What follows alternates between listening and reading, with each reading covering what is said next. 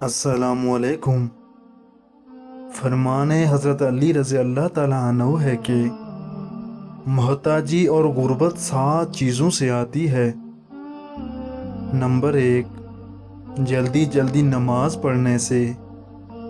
Number 2، کھڑے ہو کر پانی پینے سے۔ نمبر 3، منہ سے چراغ بجھانے سے۔ نمبر 4، آستین یا دامن سے منہ صاف کرنے سے۔ نمبر 5، عصر کے بعد گھر میں جھاڑو دینے سے۔ نمبر 6، دانتوں سے ناخن توڑنے سے۔ اور نمبر 7، فجر کی نماز کے بعد فوراً سونے سے۔